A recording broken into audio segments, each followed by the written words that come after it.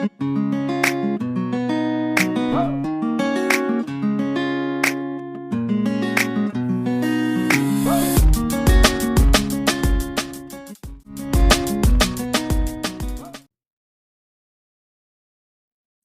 guys, welcome back to my podcast. Today I have a good one. I wanted to talk about what the things that were happening before my awakening, before I started to realize who I am, and also before I even knew um what a narcissist was, coming into learning what a narcissist was. Um, I'll tell you one thing I learned. You can't change what's going on around you until you start changing what's going on with you, within you. Um, it took me a long time to learn that because I've always been a person who thought that I could change my atmosphere and things that are happening. I put it this way. I tried to control everything in my life. Okay. So when it came down to the uh narcissistic abuse that I experienced in my life from my in-laws, I assume that I can change what's going on around me. Okay? I assume that I can make people change if I did certain things or if I controlled certain things. That's not true. So what I've learned is I can't change what's going on around me. I can't control these situations. I can't make people do what I want. I can't make people treat me the way that I feel you should treat a human being. Okay? I can't make people act or think or love the way that I love. And once we realize that and understand that you cannot go in this world thinking that, well, I have a big heart, so when people come around me, it'll make them, turn differently if they don't have a big heart. It doesn't work. Okay? The only thing you can change is you. Once you change you, once you heal what's inside of you, then you'll notice that then things around you will change. Very much so, because one thing a narcissist will do is discard you because, first of all, they don't want to be around you and your healed self.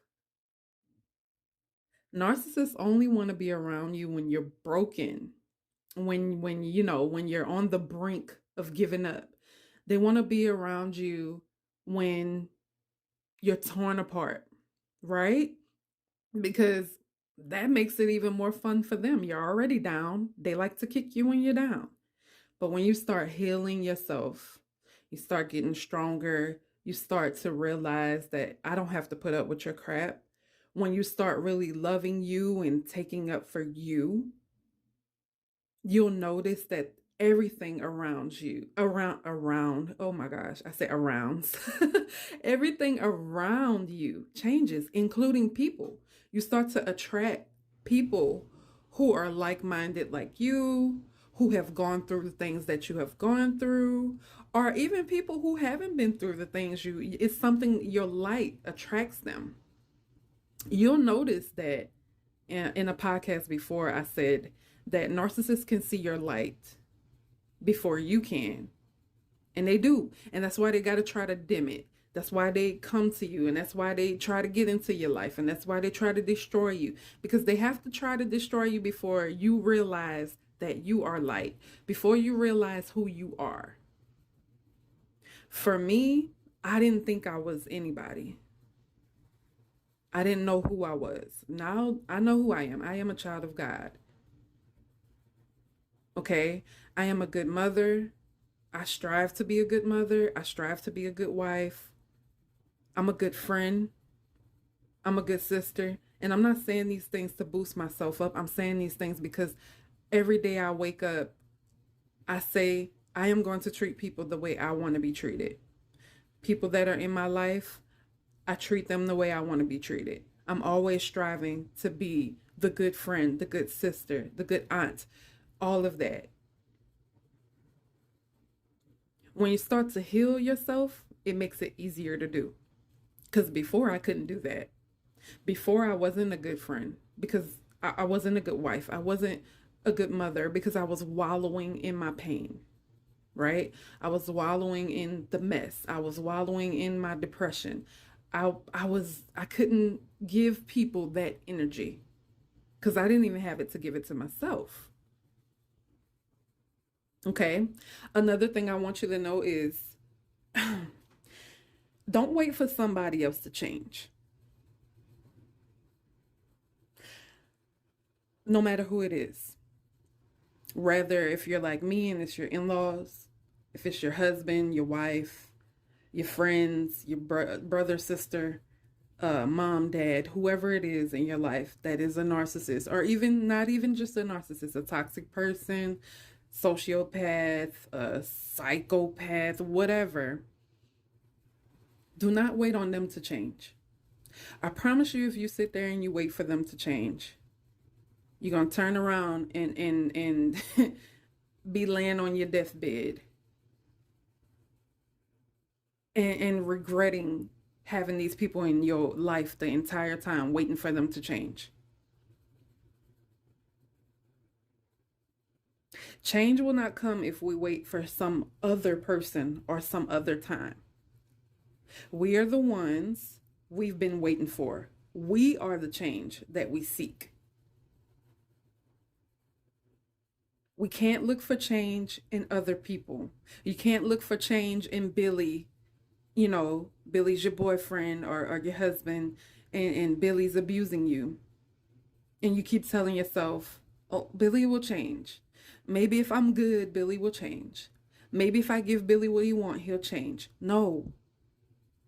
Stop waiting on Billy to change and change yourself. Love you. Change you. Once you start to work on you, healing the inner you and changing you for the better, you won't even be worried about Billy anymore. I promise you. You're going to outgrow Billy. And you're going to be like, you know what? I love me too much to put up with your mess. I don't deserve to be abused. I don't deserve to be talked to any kind of way. I don't deserve to be mistreated. And if you can't treat me right, which of course, if he's a narcissist, he's been doing this for a very long time, not treating you right. If he can't treat you right, it's time for you to go. I know for me, a lot of times I felt that people can change because I've changed more than once in my life.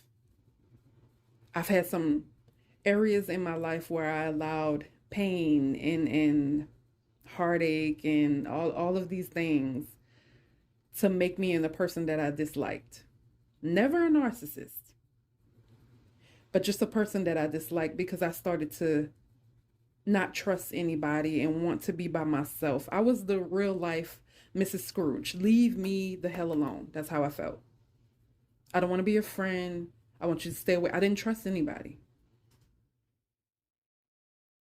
But one day I realized that if I'm like this, I'll never have the meaningful relationships that I want in my life. If I continue to, you know, let this hurt and anger consume me, I'll never get that life that I envision, which is a happy life. And nobody wants to be around Scrooge. Nobody wants to be around negative Nancy. That was me. I became very negative, especially after dealing with the abuse from my in laws for so long. And you get to that point because guess what? When you start realizing that the game that they're playing, you can't win, when you start realizing that nobody believes you, when you start realizing your support system you don't have, you got friends that done turned your friends against you, you got family that done turned your family against you, your co-workers, because sometimes narcissists are in the workplace. Matter of fact, not even sometimes, a lot of times, all the time, you have narcissists in the workplace.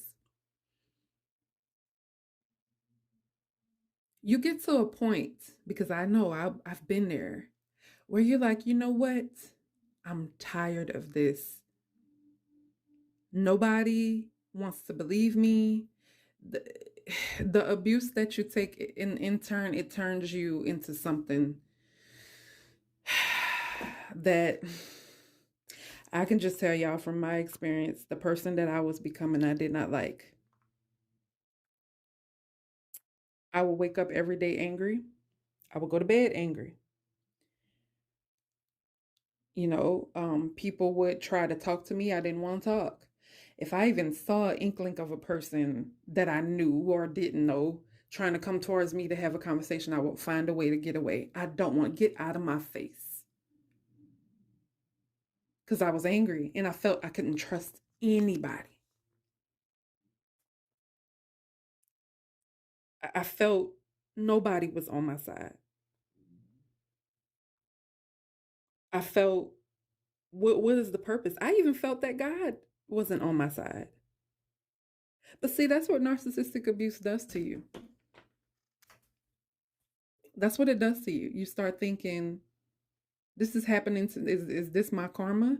And I questioned myself on that. Like, what did I do to somebody in my life so bad that I deserve this? And where is God? I can't hear him. Where is he? Why is he allowing me to go through this? I'm telling you, I had gotten a very dark place. The only piece of light that was in me that was left over was a mommy light. I call it mommy light because, when you have children, children bring out something in you. Children, I don't want to say force, but if you love your kids, because some mothers, it don't really matter. They're not even a mother, they're an egg donor. But for all you mothers who are listening who love your children, you know what I'm talking about. It's something about having children that pull something out of you. Even when you don't want to get out the bed, you still get up because guess what? Nobody else can take care of the babies. You got to do it. It's something about children that even when you're depressed, you force yourself to go to their basketball game. You force yourself to go to their dance recital. You force yourself to bring them to school. You force yourself to read them a bedtime story, even though you are hurting and ruined on the inside. My kids are the only piece of light. Me being a mom is the only piece of light I can tell you that helped me force myself. Because to be honest with you, if I didn't have kids, I don't know where I would be right now. Because it's times I just want to lay in the bed and just waste away. I wanted to lay in the bed and give up.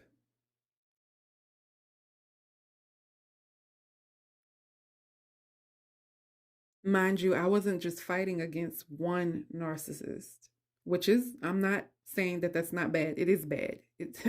Sometimes one narcissist can be by themselves 10 people. I was dealing with a family who liked to team up and gang up. And nobody would believe me. And of course, I'm not even telling my mom what's going on because I know she would believe me, but I did not want them to attack my mother because then I could see myself. That sleeping bear will wake up and I would lose it. And exactly what they wanted from me. Like they tell everybody, I'm crazy, you know, I got issues, I'm angry. That exact sleeping bear that they telling everybody that I am was gonna wake up. Because at the end of the day, I have always been very protective of the people that I love. And you're not gonna play with my kids, you're not gonna play with my mama, you're not gonna play with my husband. You're just not gonna do it.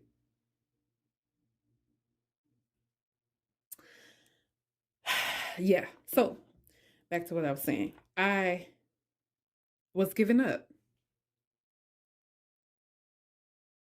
But I remember one day I woke up and things started to bother me a lot. I remember being around my in laws and I couldn't talk, which was weird, right? Because I usually can say something, even if it's something like you getting on my nerves or get out my face or whatever. I couldn't talk. It's like something had a hold on my tongue. And things also bothered me. Everything that they said, everything that came out of their mouth irritated me. Them talking about mess because they're messy, talking about people at the church, talking about family members and stuff. It just made me sick to my stomach. And it's like they would crack jokes, I wouldn't laugh. They literally be sitting there at the table laughing, cracking jokes. I wouldn't laugh. But for some reason, I knew something was up with me. And I just said to myself, well, I'm getting tired of it. I'm getting older now. I'm tired of it. I've been dealing with these people since I was 21 years old. I am tired of their foolishness. I can't take anymore. So I assumed that was it, what was going on. I was just shutting down. But I didn't realize that me feeling like that was me coming into my awakening. I became very, very, very distant because there were times during the time that I was around them where, and I think I said this before, where I tried to think that if I spent more time, if I was nice, that I could get them off of my back. You know what I'm saying? Which is never true. And then there were times where I just couldn't take it and I was very distant. And I know how that felt, but this time, you guys, it was very different. The distance that I felt and how I felt about them, I had no feelings for them. Because, like I said, even though they had done me wrong, I'm still a human being. And I do take my relationships with people serious. And I had given these people a lot of chances, especially the sister in laws. I had given them a lot of chances and forgave them a lot.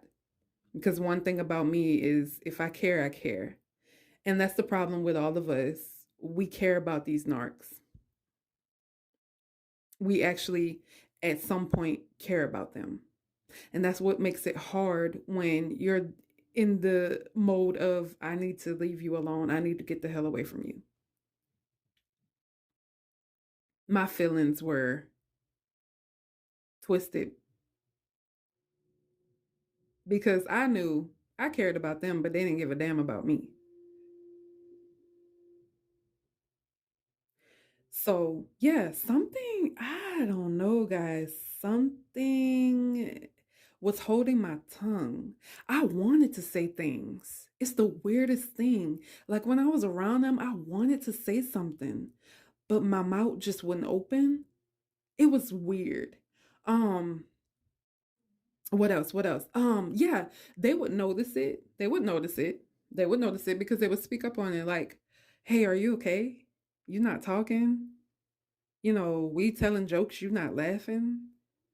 And stuff like that. When it came down to family to holidays like 4th of July, Thanksgiving and stuff. I don't know what it was. I just couldn't say anything. Something had a hold on my tongue. I don't know if you guys have ever felt like that or has that ever happened to you, but that happened to me. I promise y'all. The only people I could talk to was like my husband, my children, and my niece. But the rest of these folks, these narcs, even if I wanted to say something to them so bad, my mouth would not open. It's like something had a hold on my tongue.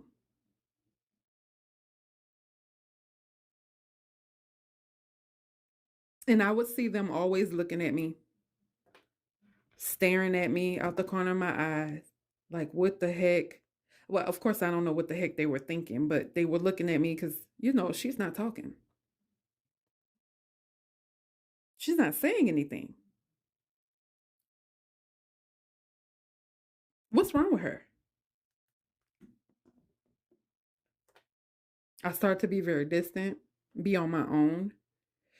And let me tell you, they assumed that I had stopped talking and started becoming really, really distant. I mean, really distant because of my car accident.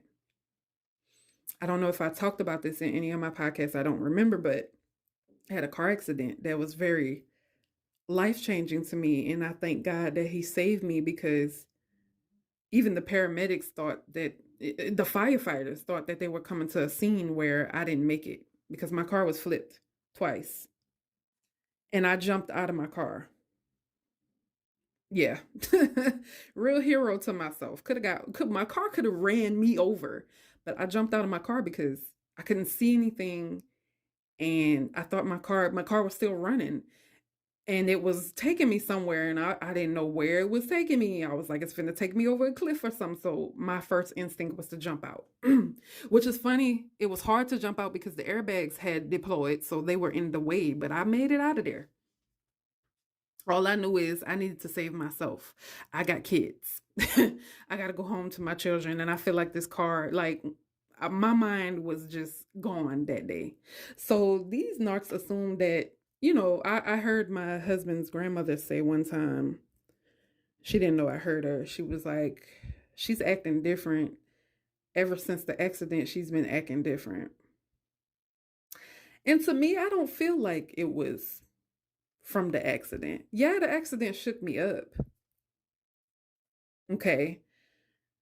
Yeah, I did realize a lot of things after my accident, especially the fact that my sister in law wanted me to be really badly hurt or dead. And that's the only reason she ran to the hospital. And then when she saw me come out and I was okay, it's the look on her face. I'm gonna have to talk about that because the look on her face was like, she's okay, she's alive. It was like she was upset because she wanted something to happen to me, y'all. She wanted me dead. I don't know what it was, but my feelings that I had for them, because I had tried for a very long time to make peace until I learned that you crazy, girl. You can't keep doing the same thing over and over and thinking that there's going to be a change. That you're delusional. I had to talk to myself like that. There is no peace here. The peace is within you, but you're losing it because you're staying around people who do not care about you. You're trying to make people care about you who don't. You're trying to force people to love you who don't just because you're married to their son. But here's the thing, they don't even care about their son, they don't even love their son. Yeah, guys, I had to have that moment. Sometimes you got to sit yourself down and you got to talk some sense into yourself. As crazy as that might sound, you really have to talk some sense into yourself. Because I had to. I had been talking sense into other people for years. It's funny. At one point in my life, I always had good advice for everybody else, but I didn't take my own advice. Right? I always was helping a person who's depressed, trying to help them get out of their depression. And then I go home and I'm depressed, but I don't tell nobody. Out here making other people smile, but when I go home, there's no smile on my face. There's tears on my pillow, and it's not happy tears. Trying to help other people fight their battles when I couldn't even help myself fight my own battle. So, like I said, I don't know. Maybe you guys have been through that, but the feelings that I have for them, it disappeared one day. Me caring about them, me wanting them to care about me, me wanting them to accept me for who I was. For some reason, when I woke up that one morning, I don't even remember what day it was, but I remember I had those feelings were gone. It's like they got snatched away overnight. And the bad part is, you guys, they could see it. They could see. Narcissists can always see when you getting tired of their foolishness and you about to bounce. They can always see it. So, of course, you know what comes next. They started to be really sweet to me. The love bombing phase. Here we go. About the love bomb you, girl. They took it to the point where, well, my father in law took it to the point where he even cut his daughter off. Oh, he took it far. Cause you know they about to lose they main target, which is me. Who they gonna abuse if I'm gone? Who are they going to lie on if I'm not there anymore? I mean, they did it to my niece. They would do that to my husband. But I assumed they weren't as fun. It wasn't as fun doing wrong to them as it was to me. And the reason I say that is because they did the worst to me, you know? I'm saying that because they look like they had the most fun trying to ruin my life, you know? So you can't let her disappear. Mm. So they start to be really sweet. And like I said, he cut his daughter off. The daughter that I told you guys, and she can do no wrong. She's a narcissist herself. She can do no wrong. That's his baby girl. She can stab somebody, and he's seen her do it. And he'll take the knife out the person's back, throw it in the grass, and say he didn't see nothing. His daughter didn't do nothing. They don't know why this person has been stabbed, who stabbed them, or why they're bleeding. They were very nice to me. Very nice. Which I knew was bullcrap. Because in the back of my mind, I was like, oh, they being sweet right now, but they're going to turn. They're only being sweet right now. They're breadcrumbing me. They're love bombing me because they can feel me start slipping away. Hell, I could feel myself slipping away. When I looked at them, it was pure disgust.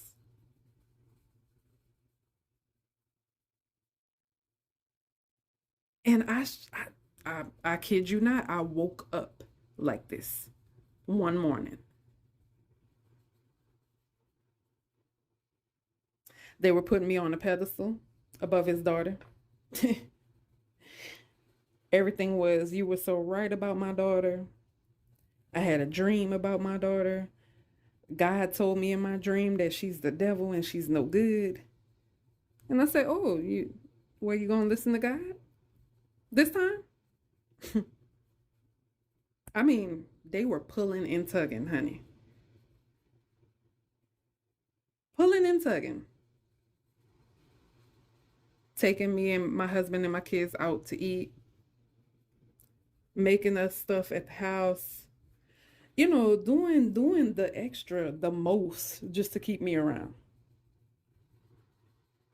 But I knew it was short. I knew it was a lie. I knew it wasn't going to last long. But the entire time I'm thinking in my head, I need to figure a way away from these people. I need to figure a way out. I am tired of them. I am done with them. I want nothing to do with them. I want out of here.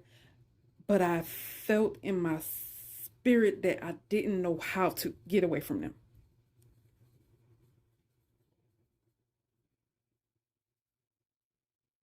I was still giving them chances, even though I knew that they were fake.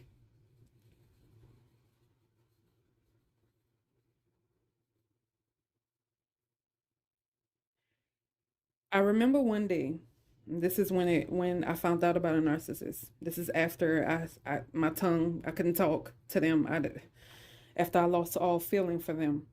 I remember one day I was on YouTube And me and my husband really didn't know too much about YouTube. We didn't know how popular YouTube was then. So we would watch YouTube just to find out, okay, a hairstyle that I might like, or if he wanted to work on his car and he needed to know how to do certain things, that's when we would use the YouTube. So one day I'm scrolling across YouTube. The girls are at school. I'm home. I'm scrolling across YouTube. And I see this thing. I forgot the person's name. I forgot the person, but it was about narcissists. And I said to myself, I said, hey, I have heard this word before, but I never really paid attention to what it was. So I said, let me listen to this video. I have nothing else to do. I'm here for the day until it's time to pick up the girls. My husband's at work. I'm here alone. Let me just watch what this man is talking about. Because I want to know what a narcissist is. You know, when he started talking, and I'm getting loud now because I'm excited. When he started talking, everything he said, because he started to do pinpoints on narcissistic traits, things that they say, things that they do, how they respond, how they look at you, the lies that they tell. He started to tell it all. I was like, wait a minute. If this don't sound familiar, this sound like my in-laws. Y'all, everything he said woke me up in a way that I was like, okay, I need more. I need more. After his video was over, I need more. I need more. I started Googling narcissists. I started searching on YouTube, listening to different people talk about narcissists. And it just, everything that they were saying was exactly what I was going through. Every story I heard sounded like my story. Until that light went off and I was like, ding, these people are narcissists. It was like a brand new day for me. That is when I started to study narcissism. I would go from the moment I woke up, I get my kids together, get them to school. When I got home, I'm studying up on narcissists. Everybody is in bed sleep. I'm still up. I'm listening. I'm reading. I'm listening. I'm reading about narcissists, educating myself on it to the point where I used everything I learned and I started to use it towards my in-laws. I started to pay attention to things that they say, their mannerisms. I started to pay attention to when they were gaslighting. I didn't know I was being gaslighted at first until I learned about it. Once I learned about it, there is no longer you gaslighting me. It doesn't work. And that pisses them off, especially after you've been allowing this to happen to you for so long and you've been responding the way that they want you to respond. Now you flip the script because you're educating yourself on it. You're learning who they are, how they act, what they do, right? So I started to see that everything that these people were saying was the actual truth. I started to learn how to deal with them. I started to learn what to say and what not to say to them. I started to learn how to play their game, but 10 times better than them. But here's the thing. When I started to play the game, right? And see, I'm not a narcissist, so I don't think like them. When you're not them, it becomes a little hard to try to flip the script on them. That's why I say you have to really educate yourself on narcissism. You have to really get down to the root of it and try to understand it, because you don't think like them, because you don't have that demon spirit in you, because you do not operate like them.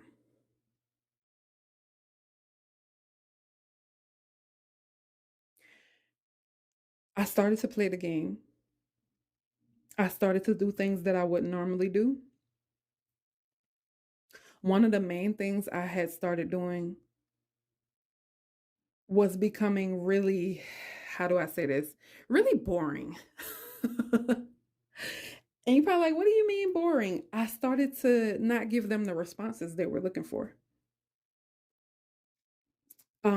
I started to use my poker face because before I didn't have a poker face. Before they knew they got to me because my whole face would scrunch up, my eyebrow would go up, I would get mad. You could see it in my face. Like I had that face like you done lost your damn mind. You must want me to, you know what I'm saying? You must want to get knocked upside the head. They knew just by my facial expressions if they had got to me, right?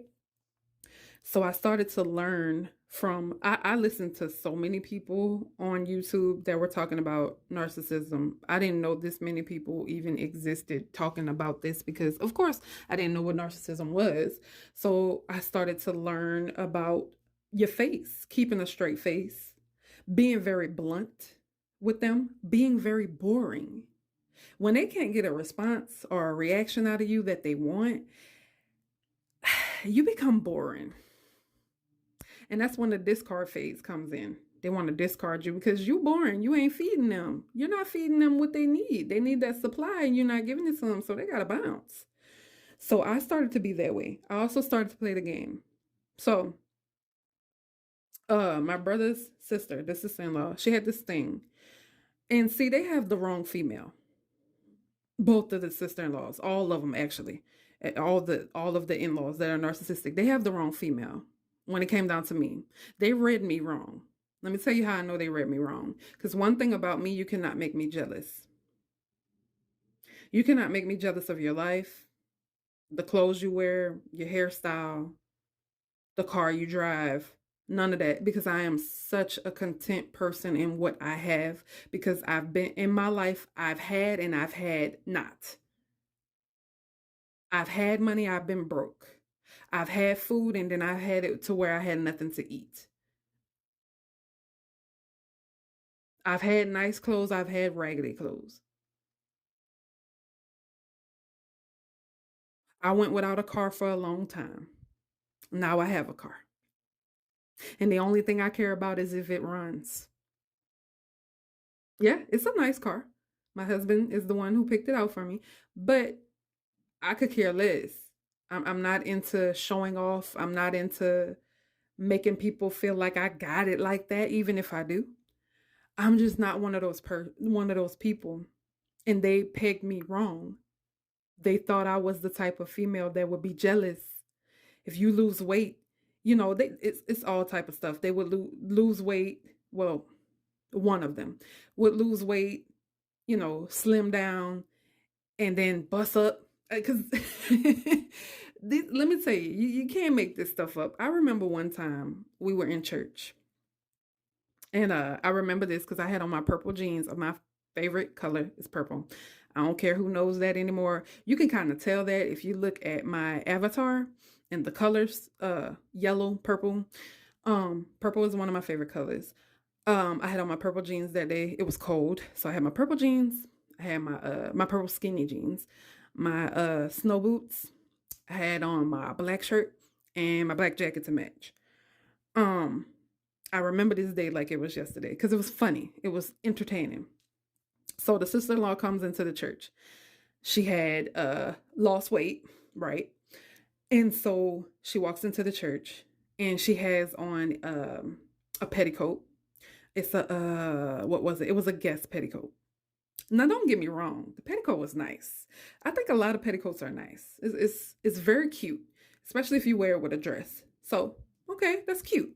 She had on high heel boots, fishnet stockings. I will never, you know what? I'm not even gonna get into that. I will never understand fishnet stockings with regular clothes. Maybe with your lingerie, that's fine, whatever. But wearing it with regular clothes, sometimes it just makes the outfit look a little trashy. That's my opinion. If you like fishnets, I do apologize. It's just my opinion. I'm not saying you're trashy. Just to me, in my opinion, it makes certain outfits look like it doesn't work. And I remember her prancing around the church because she's the type of female that likes attention. What narcissist doesn't like attention, right? But this one in particular loves attention, especially male attention, especially if it's your husband or your boyfriend that she's getting the attention from, right? It's never really attention from single people. It's always men who are involved in relationships, right? So she's prancing around the church. We're in a church. We're in a church. Can you please have some class? No, not with a narcissist.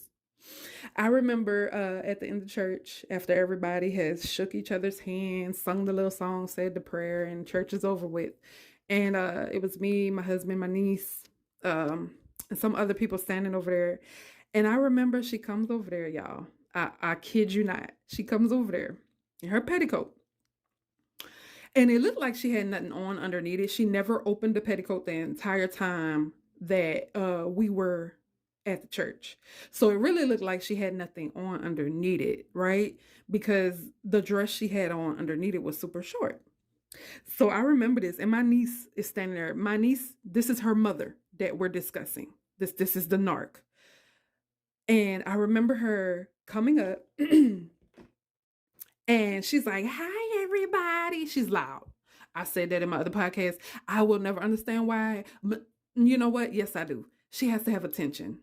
She is 5'2", maybe shorter than that, and she's the loudest one in the room all the time. She just got this big, and it's a put on. You know, she can talk in a regular, calm, low voice, like how I'm talking to you guys right now, because you've heard her do it. But when she's trying to show off and get attention, it's like she's got a speaker box in her throat. She's really loud. And it's like, can you cut it down 3 notches? She comes over there. She's like, "Hi, everybody." She has her, I noticed she took the little belt loose from around the petticoat. And she had unzipped or unbuttoned, because I really don't remember if it was buttons or a zipper. She had unbuttoned, unzipped it, and she was holding it together. And we're looking at her like, okay. And she busts her jacket open. Hold on, y'all. I cannot make this up. I have to laugh because it's hilarious. She busts her jacket open and she's like, "Y'all like how I look?" And twisting her body from side to side because, like I said, she had lost weight. Okay. So she's showing off. She has on this little bitty dress, button-up dress with a, if I can remember, it was a belt around her waist, this thick belt. She busts it open, starts showing off to everybody, smile. And the whole time she's doing this, guys, guess who she's looking at? She's looking at me. She's looking at me and she got this smirk on her face. And see, that's what I'm saying when I tell y'all they pegged me wrong. The way that they think about me is wrong, because all you're doing is entertaining me. I think you're crazy. I think you're a little Looney Tune. In my mind, we all bust out laughing. In my mind, I'm thinking, yeah, this girl is cuckoo. What are you doing? And my niece is looking at her like, what is the point of this? And my husband's looking at her like, for real? And then all the other people are like, okay. And we just all laughing because it's like, oh, honey, what are you doing? Like I said, the entire time she's twisting her body around, bust her coat, but she's looking directly at me because I guess in her mind, she assumed that she could make me jealous. No, I'm not that type of female. I'm happy with me. I'm happy with me. You're not happy with you. So anytime, let me tell y'all, anytime that her or the other sister-in-law would do stuff like that to try to make me jealous, when they saw that it didn't bother me and I just go on about my day, I'm not giving you any attention, you just look like a dummy to me, that would piss them off. And let me tell you something about pissing a narcissist off. When you don't give them what they want, you piss them off. They start doing other things to try to irritate you, right? So when she walked, she was very butthurt because nobody was like, I guess she expected everybody to be like, "Oh, you look so good," blah, blah, blah, blah, blah. Nobody did that because everybody knows how you are. and you look like a fool, right? So when she walked away, you could tell she was pissed. She was butthurt. Her feelings were hurt. When she walked away, y'all, we all started looking at each other and was like, what the hell? What in the world is, I told my husband, what's wrong with your sister? He said, yeah, I don't know, she crazy. Me and my niece had a discussion about it outside, and I told her, I said, you know why your mama did that? And she was like, yeah. We already know, we already got you, boo. We know how you are, we know what you're doing. But that's where I can tell y'all they got me wrong. See, that's why they it took them a long time to learn me, because over the years they were trying to figure out what really bothers me. We know you can't make her jealous, and they've tried multiple times. And I have another podcast coming up where I'm going to talk about how they would mimic me. Yeah, both sister-in-laws would mimic me. I'm going to talk about that. That's a whole nother podcast. Um, they felt, okay, well, we can't make her jealous. So, and we can't do this, and this doesn't work. So, what can we do to break this girl down? They knew that the only ways they could get to me was by messing with the people that I love. I don't care about material things. Okay. I don't care about your car. I don't care about your clothes. I don't care about your shoes. I don't care about your purses. I don't care about your jewelry. I don't care about your hair. I don't care about material things. I am happy with who I am. And if I want something, I can go and get it.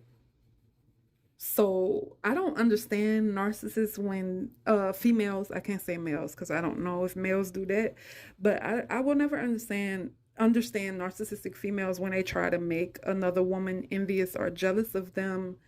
Also, of course, it's because their self-esteem is low. You know what I'm saying? And they're jealous and envious. But I will never understand it, because if you're trying to make me jealous with material things, you have surely failed in that attempt.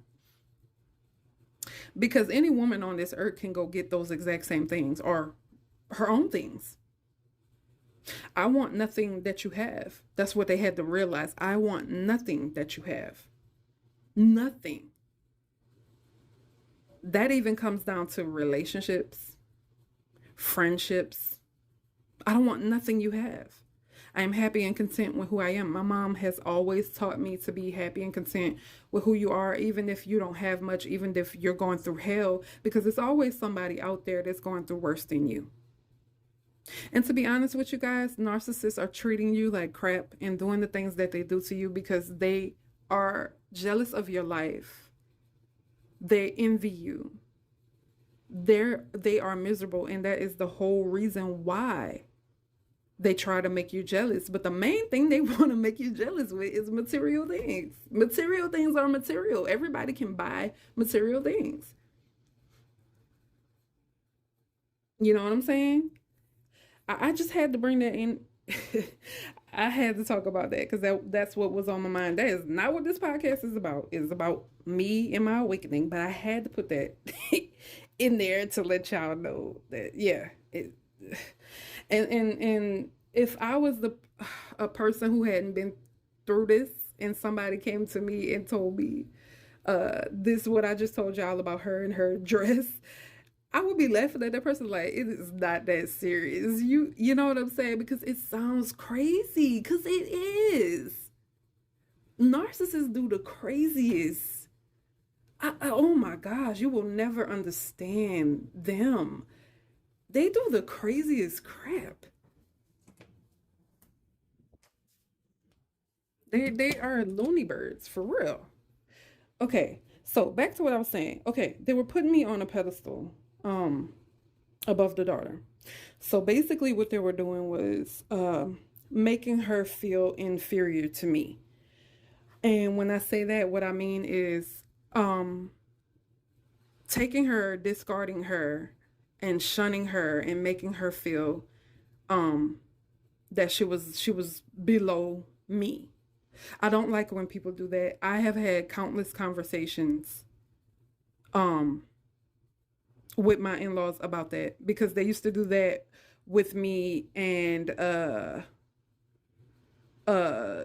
overt sister-in-law, and they used to do that with me with the covert sister-in-law, pretty much putting us together, putting us up against not together, up against each other, triangulating at its finest. Yeah, that's what they would try to do to get the girls against each other. But for me, you can't put me up against somebody that I don't care about like that.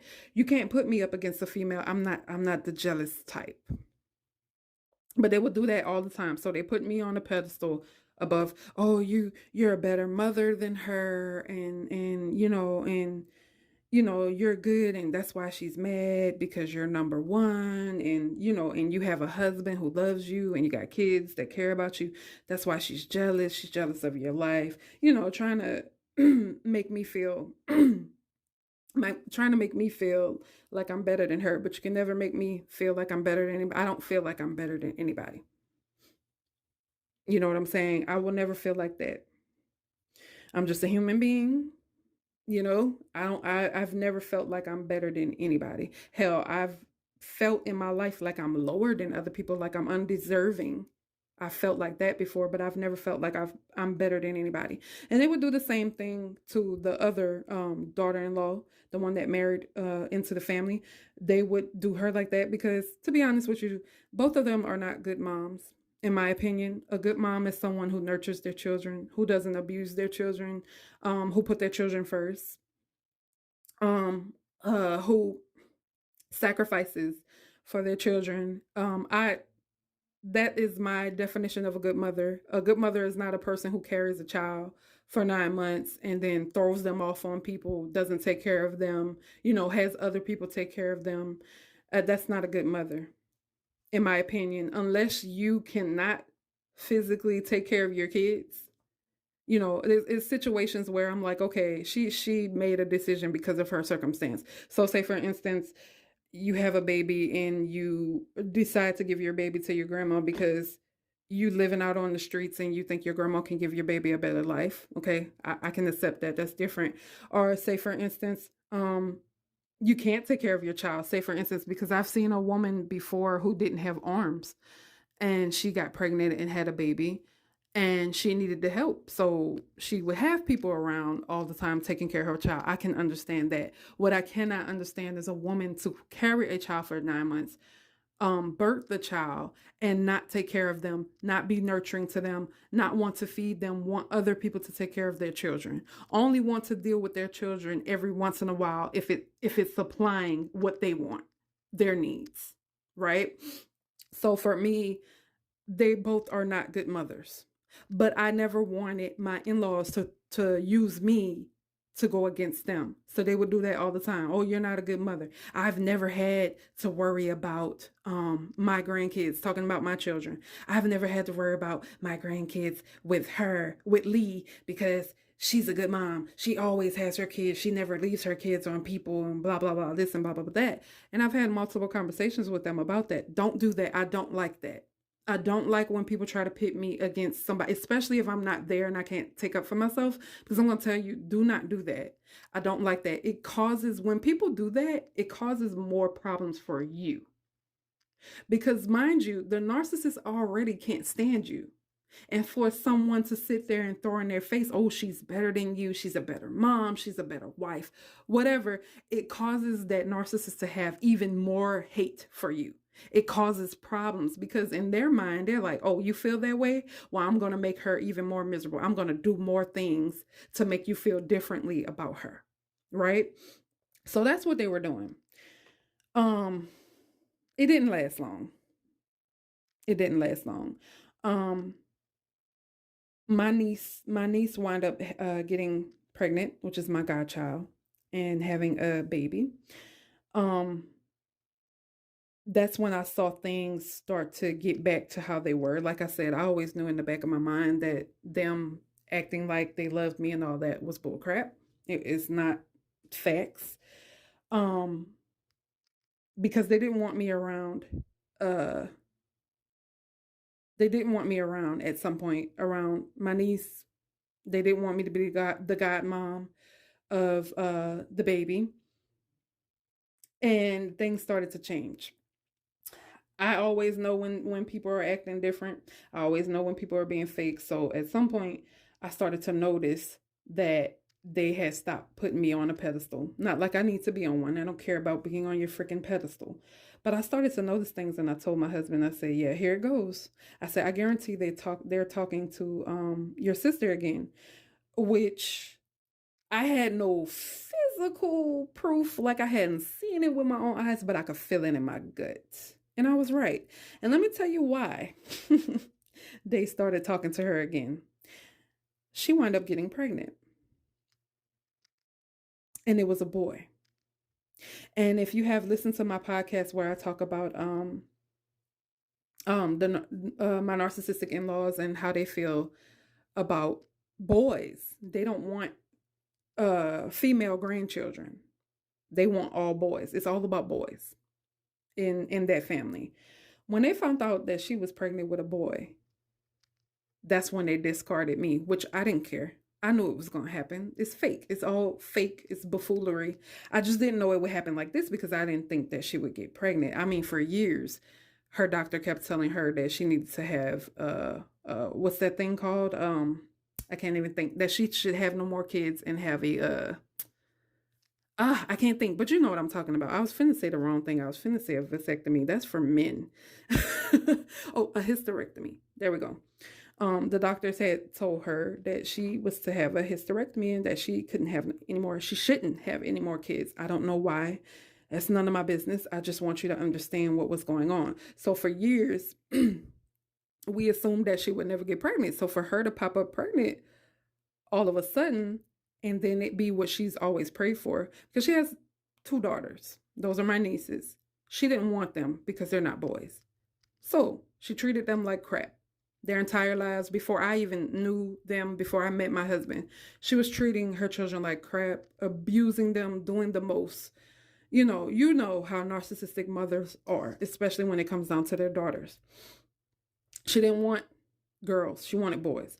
So she had been praying, which she said to God, but like I said, narcissists don't pray to God. She praying to the other, you know who the other is.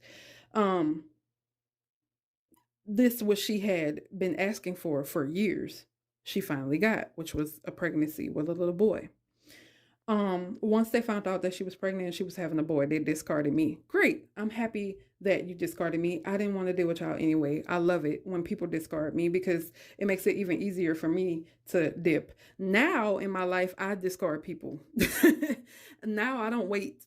Once I see the red flags, I'm deuces, I'm out. But back then, I was just happy that they left me alone and got out of my face because I was still trying to figure my way out. You know what I'm saying? So, yeah, they started putting her back on her pedestal. And I do not know what she was saying to them about me, but she was telling a lot of, I do know some things. I know one thing that she was running around telling people is that I had come between her and her daughter. I took my niece. I had took my niece away from her. I ruined their relationship. Sweetheart, that had nothing to do with me. You ruined your own relationship because you are not a good mother. And of course, a narcissist has to put the blame on somebody else. So she put the blame on me and said that I was the one that influenced her daughter and pulled her daughter away from her. I'm trying to be her mother. Mind you, I've never tried to be the mother of my niece. I have my own children. I am a mom. I have my own daughters. Okay. My niece is my niece. I love her. We have a girlfriend relationship. My niece has always respected me. And a lot of people are like, you shouldn't be buddy buddy with your niece. But I've always told my niece, we can be like best friends long as you never disrespect me. I'm still your auntie. I still deserve that auntie respect, and I will respect you as my niece. My niece has never disrespected me. So we have maintained that girlfriend, you know what I'm saying, best friend type of relationship. Okay. So also whatever she was telling her parents, I know she was telling my in-laws that I was breaking the relationship between her and my niece. I was also breaking the relationship between her and my husband. That I was ruining everything for her. I was doing it on purpose, that I'm evil, that I was causing conflict on purpose, and whatever else, you know what I'm saying? Whatever else they were telling. She was also telling them that I was trying to keep, cuz my niece like I said, my niece was pregnant too. And you know what's weird? Let me tell y'all something. She didn't she had been trying to get pregnant for years, right? But at some point she stopped. But as soon as my niece gets pregnant and she finds out about it, she jumps in the loom to get pregnant. And she does this time. She does this time, which is weird. She I remember she sent messages to my niece saying that around the time that my niece had exposed to her that she was pregnant, saying that I've been taking pregnancy tests, I've been trying to get pregnant. She wanted to be pregnant at the same time as my niece. Who in the If it happens that you get pregnant and your daughter get pregnant around the same time and it's just a coincidence, it's life happens, then fine. But when you force it because you want to be pregnant, just like your daughter, because you want to take the shine away from her, you are sick. You're sick, because that's exactly what she wanted to do, is take the shine away from my niece. It was my niece's time. Just like I had my time when I was pregnant, that was my time. Everybody catered to me. Everybody, oh, congratulations. That was my time to shine, right? Both times. This was my niece's time to shine. But unfortunately, her mother had to take that away from her, which of course hurt and pissed my niece off, because it's like, you didn't even want the kids that God gave you, which is me and my sister. So why would you get pregnant again? Right? So yeah, once they back to what I was saying, once they found out she was pregnant and it was a boy, they allowed her back in their life. They reconciled, whatever, if that's what they want to call it. Narcissistic people do not know how to reconcile, but whatever. And then she started to plant in their heads, which they already disliked me. So, it's not hard for somebody to say something negative about me and they believe it because they want to believe it, right? So, um, she started planting these negative seeds even more in their heads that I was trying to destroy. I've come to destroy. I'm the narcissist, right? I'm the devil. I'm the person who's come to destroy. When I haven't tried to destroy anybody, I haven't tried to destroy anybody's relationship. I have sat back and watched y'all destroy y'all relationships with the very people that you're claiming I'm taking away from you, right? So, around that time, that's when they started to, how can I say that? They started to push up on my husband, because this is what they told him. It's either your wife and your kids, or it's us. They wanted my husband to choose between me and his children, or them.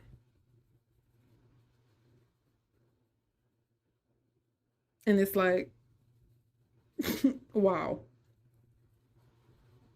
They wanted my niece to choose between me or them. Her mother sent messages to her and her baby's father saying that she has been praying. And like I said, narcissists do not pray to God. Don't ever believe that. They don't have a God in their body. Okay? It's not the God that you think. So when they say they prayed for you, ward that off. I don't need you to pray for me. Back up off of me. You need to go pray to God. If a narcissist ever say they pray for you, get on your knees and you pray to God and get that up off of you, because they're not praying to God. Okay? She sent a message to my niece and her boyfriend, and they wind up sending it to me, because my niece has always been open with me and telling me what's going on. I will always thank her for keeping me, because without her, it's a lot of things that I would not know they were doing. Thanks to my niece, a lot of people would be like, "Oh, she should have stayed out of it." No, she's right for getting in it and telling me the truth about things. And everything she's ever told me, they've said about me or whatever, has come out to be true. So I do thank my niece. I always thank her, because she is the part of the reason why I was able to wake up and go no contact and say, I don't have to put up with this. Okay. So they sent it to me and I read it, and it's like basically saying that she was praying to God that they would rethink allowing me and my husband, which was really about me. She just threw my husband in there just to make it seem like she doesn't have hatred towards me, but she really does have hatred towards me. So she threw my husband in there, and she was like, I'm really upset that y'all would make her the godparent to my grandchild son is what she called him. Not even her child, but slash son, grandchild slash son. Make her the godmother of him when you know she hates me. What? And I laughed at the whole message. The whole message was just rambling about how evil I am and how much I hate her, and she, causing a ruckus, trying to make it seem like she's trying to protect her grandchild away from me when he really needs to be protected away from you. Let's be clear. So, yeah, I have to laugh, guys, because it's ridiculous. And when I listen to myself, sometimes I have to pause when I listen to myself because I'm thinking to myself while I'm talking, this is the craziest stuff I have ever. And it's my story, but it's the craziest stuff I've ever heard. And I went through it. It's crazy. So yeah, she's saying she's praying. She prayed to God that they would change their mind and not allow me to be the godmother and not allow my husband to be the godfather of the baby. To tell you the truth, she didn't change anything. So she didn't stop nothing. We are the godparents to that beautiful baby. He's not a baby. Well, he's still a baby, but he's not a little infant anymore. I was in the room when he was born. She hated that, but it's not my fault. She loved to blame me. They all love to blame me for the relationship that I had with certain people. That's not my fault. You can't get mad at me because people love me or like me a certain way. It's because of how I treat them. I treat everybody with kindness and respect and love, and I'm honest with them.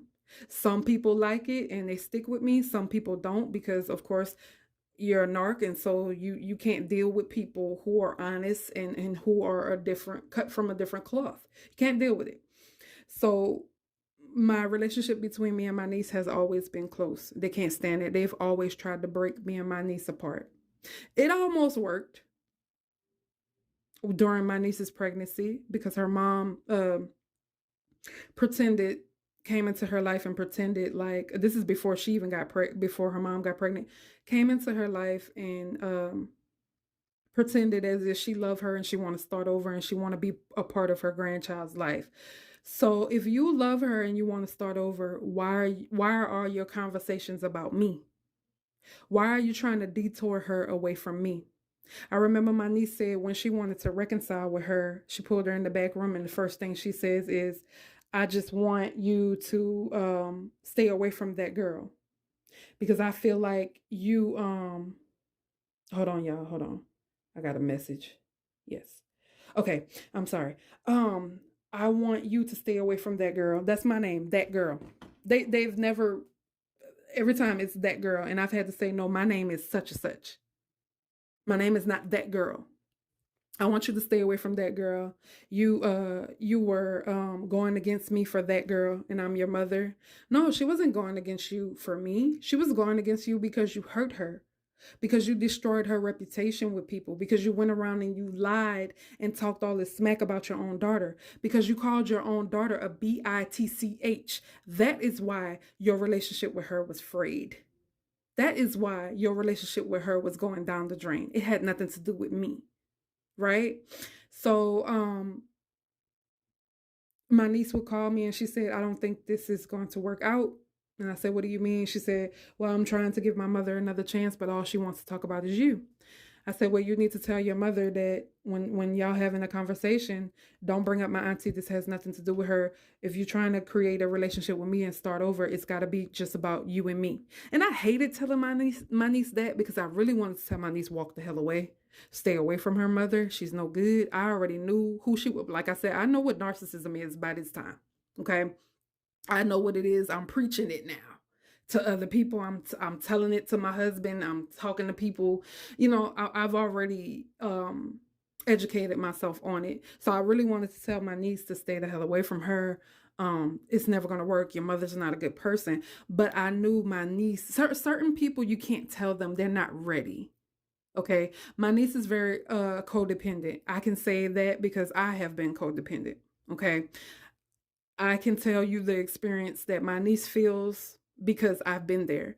So, not codependent with my mom. My mom was not a narcissist, but very codependent in my relationships with narcs and my in-laws and stuff like that.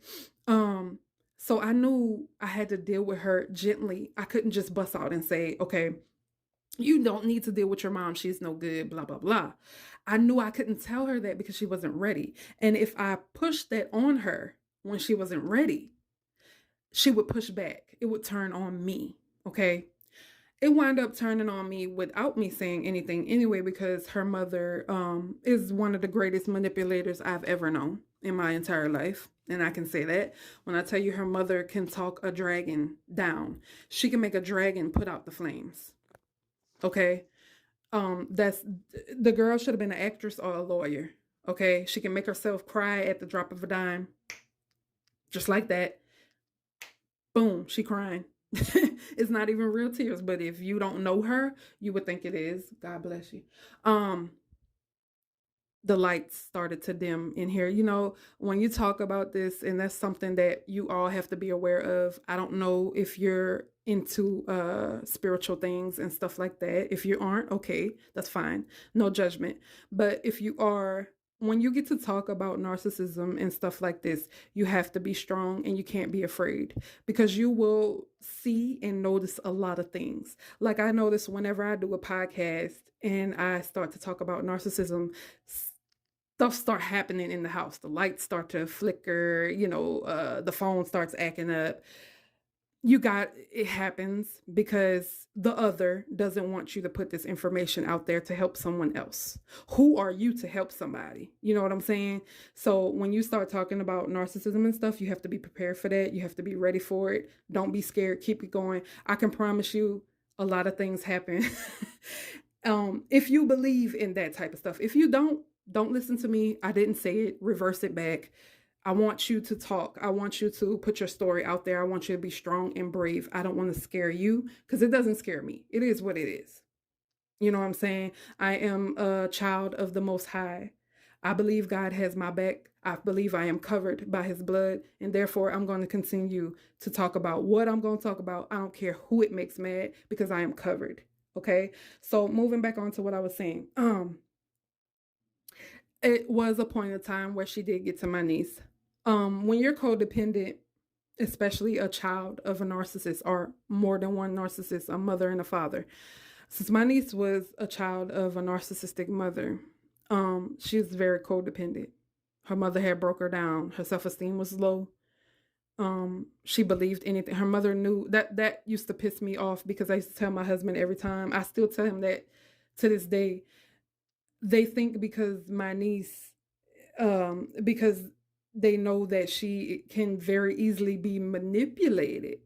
Okay. She can very easily be manipulated, that they can run game on her anytime they feel, which pisses me off, because she would come to me and, well, they said this and they said that, auntie, and I would have to fix it. I'm always fixing it. Nisi, no, that is not true. Nisi, you are beautiful. Nisi, you are smart. I've always had to fix it, because her mother is like I said, one of the best manipulators I've ever known. And I'm not putting her on a high pedestal. I don't think it's a good thing. I'm telling you, she's one of the best manipulators I've ever known. If she was a lawyer, I guarantee you she would win in court every time. You have to think about who she belongs to. They don't belong to God. They don't belong to God. They belong to the other. And so therefore, you're dealing with demonic entities. You're dealing with demonic entities. So you have to understand that these people are the greatest manipulators. But out of all the narcissists I've known, including mother-in-law and father-in-law, grandma-in-law, all of them, she is the best, the greatest manipulator, because she can even manipulate them. Please understand what I'm saying. Her dad is older than her. He's been the way that he's been since he was younger. He's been a narcissist for a very long time, but his daughter has him beat. When a narcissistic daughter can manipulate her narcissistic father and get him to fall for her foolishness, you know she on a whole nother level of narcissism. And I have a friend that we've been talking, and she said, well, maybe she's more than a narcissist. Maybe she's a sociopath. And I think maybe she's more than that. Maybe she's every narcissist. I do believe that there are people out there, because I've seen it with my own eyes, that are multi-sided narcissists. I feel that way because guess what? You may not have a sister-in-law or a narcissist in your life like I have, but my sister-in-law has every trait of every narcissist. She has every trait of every sociopath, whatever you can think of. She has every trait. She can be overt, she can be covert. It all depends on how the wind is blowing. She's very dangerous. She's very dangerous. So she takes my niece to the side. Around this time we had to go to Mississippi because my husband's grandfather had passed away. God rest his soul. I can say that he is one of the people that I loved and I enjoyed being around because he wasn't narcissistic and he always gave me respect. He never joined in with my in-laws, and he's an in-law, like I said, but he never joined in with my in-laws with attacking me and trying to ruin my life. He's never done that. He's always been respectful to me, my children, and my husband. So God rest his soul. We do miss Papa very much. But we went out to Mississippi, and before we went to Mississippi, hold on, let me back up. Before we went to Mississippi, and this is all, I'm telling you all of this because this is part of my awakening. Before we went to Mississippi, my husband and my niece had an argument. I'm not going to discuss what the exactly what happened, but it was bad. Um, was it Christmas? I think it was right before Christmas, maybe. We were at my house and my niece was acting weird. And for me, I always know when something is off. And I pulled my husband to the back and I said, our niece is acting weird and I think I know what it is. She's acting very strange. And he was like, what is it? I said, I think she's talking to her mom again. Because like I said, my niece, everybody knows she's easy to manipulate. At this point in her life, she's getting better. I'm very proud of her. But back then, she was very easy for you to get under her skin, for you to make her believe, for you to make her drink the Kool-Aid, put it that way. I told him she's acting weird. I think she's talking to her mother, and she hadn't told me because she knows how I feel about her mother. So she hadn't told me, but I just had this feeling in my gut that she was talking to her again because she was acting very strange. Come to find out that was actual factual. Okay. My niece started to slip away. I pay attention to people's patterns. If you're in my life, I'm always going to pay attention to your patterns. If you're a person who texts me every day or every other day, and then all of a sudden you stop and you're still alive or whatever, I'm going to question that. I'm not saying that you have to text me every day. What I'm saying is I'm paying attention to your pattern. My niece had stopped texting me for a long time. I barely heard from her. And then when I did text her myself, or call her myself, it was very blunt. She's never blunt with me. It was very one-worded. She's never like that with me. Okay, she's been over to my house when she was younger, and we've had conversations talking till 3 o'clock, 4 o'clock, 5 o'clock in the morning, staying up all night. Okay, so my niece has never been blunt with me, so I knew exactly what was going on. I expected it. When we left to go to the funeral in Mississippi, something else my niece would never do is not speak to me and her uncle. we have a level of love for each other that when we see each other, we light up. So when she wasn't speaking to me and my husband, I was like, or even my kids, she's always taking pictures with my children. They love her. She loves them. So when that happened, I was like, yeah, something isn't right. And I guarantee you her mother has a lot to do with it. Of course, her mother was there. Um, Let me fast forward it because I don't want to talk too much on the funeral situation too much. I want to get back to my awakening. So it frustrated me because I didn't know what was going on, but I know that her mother had something to do with it. But the whole time we were out there, I just I know my husband was like, "Go talk to her." And I'm like, "No, I'm going to let this ride out because it's supposed to be about your papa. I'm going to let this ride out, but I'm watching and I'm paying attention." You know what I'm saying? So, after that, because I was so pissed, around this time my niece was pregnant. She was a couple of months and she hadn't brought her car. She came to Mississippi in her mother's car. And I was there at the hotel. We were right next door to each other. I was there at the hotel and I knew I don't know why I didn't make a different decision, y'all. I have apologized to my niece for it because as the grown woman, I should have just done it because I wanted to. Um they had left, everybody had left, so it was just me, my children in our hotel room and then my two nieces in the room next to us. And my niece is pregnant. Her mom hadn't went, "You have the car. You the only one with a car." Me as a mother, if I know I'm leaving my older children at the hotel to go somewhere or whatever, I'm going to make sure that they have food before I leave. I'm the only one with a car. My child doesn't have her car, so she can't bring her and her sister to like Arby's or whatever is down the street to get something to eat. But of course, like I said, mother's a narcissist. She has starved her children. Before I even met them, she was starving them. That's what she does, right? Um, I had faulted myself because I told my husband while we were out there, you don't know how bad I wanted to knock on that door and say, "Come on, you two, get in my car. I'm taking y'all to get something to eat." But me being the stubborn person that I was like, at that time, I was like, I'm gonna let her see her mother for who she is. I don't know how many times your mother has to prove to you who she is. I was very upset about it because I've shown you love. I've been that auntie when you needed female hygiene things and your mama wouldn't buy them for you on purpose because she's disgusting. I'm the one who would give you mines. I would buy you some. It's just a lot. And I can't even discuss it on this podcast because it's a lot. But I really, guys, I if I could take that day back, I would have knocked on the door because I just was like, you know what, I'm gonna let her see it for herself. I got me and my children in the car and I took my children out to eat. It hurt me to not knock on that door and say, look, even if you don't want to talk to me, let me get you something to eat. You're pregnant, your sister's young, y'all up in here, y'all ain't got nothing but freaking maybe a snack. I don't even know if they had that.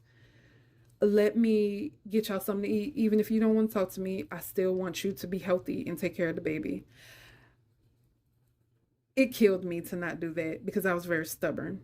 I was angry. I was like, how dare you? You know how we feel about you. You know that we care. We've shown you over and over for you to stop talking to us for whatever your mom has told you. You know what I'm saying?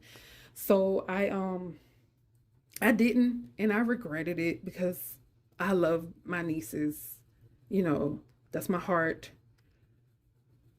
And I've always fed them. I've always bought them food and stuff like that because I know their mom wouldn't because she's just trash like that. Um, I've always done what I could. So to not do it that day because I was upset, I when we got back together, I later apologized to her and I said I'll never do that again, even though I was upset because I was very upset because I was just sick of it. I'm tired of the bull crap. You know what I'm saying? So uh after the funeral, We still weren't talking, and I couldn't take it. And I kept telling my husband, well, she want to be, she want to be stubborn like that, let her be stubborn. But my husband and my father-in-law, surprisingly, were both telling me, no, don't let her have her way. Your sister-in-law wants y'all to not have a relationship. She wants y'all to stop talking. Don't let her have her way. So I prayed on it. I thought about it, and I couldn't let her have her way because that's my relationship with her. I'm not trying to be her mother. I'm her aunt, and we have a close relationship, and I'm not going to allow you to break that up. I'm not going to allow you to hurt her by making her think that we don't care about her. So, fast forwarding, uh, it took a minute, y'all. It did. We got back in her life. It was her birthday, and I didn't go. We didn't go to her birthday. I felt like crap because I'm always at her birthday. So we went. Me and my husband went and bought a cake. We bought some other things. Bought her. I can't remember what else we did, but we bought some stuff. Um, she was still pregnant at the time. Went to her house, snuck to her house. Her boyfriend helped us with this. He got balloons and everything. We snuck to her house. She came home pretty late, but that's okay. She didn't know what was going on. She came up in the house and she was on video chat with her mom. We didn't know that. When she opened the door, we were like, surprise! You know what I'm saying? And if you had seen the look on her mama face,